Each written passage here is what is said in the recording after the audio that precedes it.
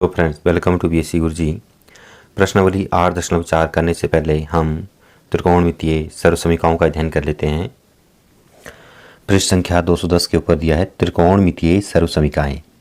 आपको याद होगा कि एक समीकरण को एक सर्वसमीका तब कहा जाता है जबकि यह संबंधित चरों के सभी मानों के लिए सत्य हो। इसी प्रकार एक कोण के त्रिकोणमितीय अनुपातों से संबंधित सर्वसमीका को त्रिकोणमितीय सर्वसमीका कहा जाता है। ठीक है, तो जबकि ये संबंधित चरों के सभी मानों के लिए सत्य हो। इसी प्रकार एक कोणों के त्रिकोणमितीय अनुपातों से संबंधित सर्वसमीका को त्रिकोणमितीय सर्वसमीका कहा जाता है जबकि ये संबंधित कोण या कोणों के सभी मानों के लिए सत्य होता है। इस भाग में हम एक त्रिकोणमितीय सर्वसमीका सिद्ध करेंगे और इसका प्रयोग अन्य उपयोगी त्रिकोणमितीय सर्वसमीकाओं को सिद्ध करने में करेंगे। तो सबसे पहले हम लोग देख लें आकृति ABC। ये एक समकोण त्रिभुज है जिसका कोण A पे एंगल थीटा दिया हुआ है, B पे 90 डिग्री का कोण है। ये ABC एक समकोण त्रिभुज है। इस भाग में हम एक त्रिकोणमितीय सर्वसमीका सिद्ध करेंगे और इसका प्रयोग अन्य उपयोगी त्रिकोणमितीय सर्वसमीकाओं को सिद्ध करने में करेंगे।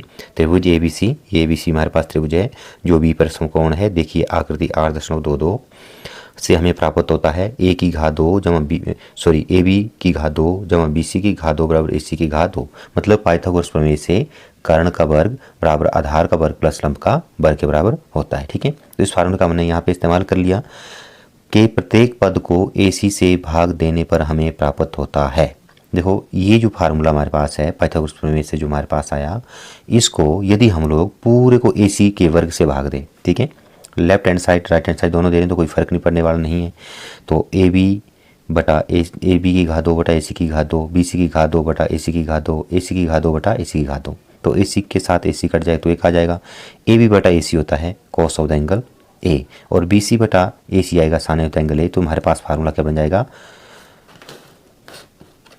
कोस square A plus sine square A बराबर 1। तो प्रथम सर्वसमीका cos square A plus sine square A बराबर 1, इसको कैसे सिद्ध किया, पाइथागोरस प्रमेय से सिद्ध किया।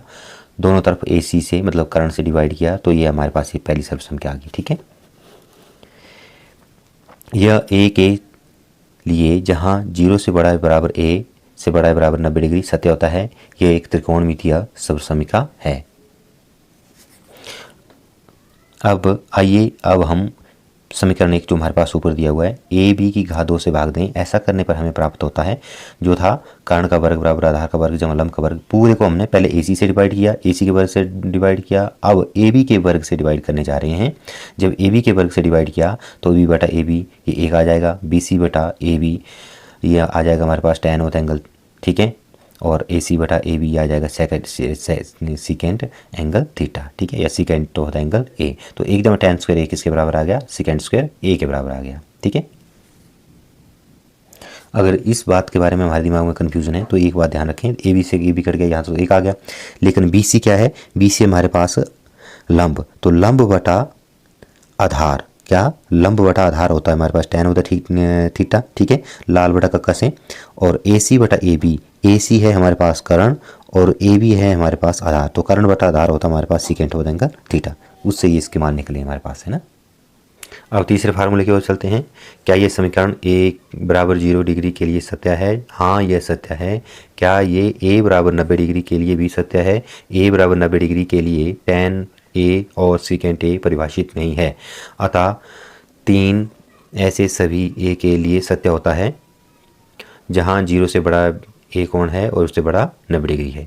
आइए हम ये देखें कि एक को BC कैसे, मतलब समीकरण एक, ओके, ये क्या है, एक मतलब समीकरण एक जो हमारे पास आया कि कर्ण का वर्ग बराबर आधार का वर्ग जमा लंब का वर्ग, भाग देने पर हमें क्या प्राप्त होता है।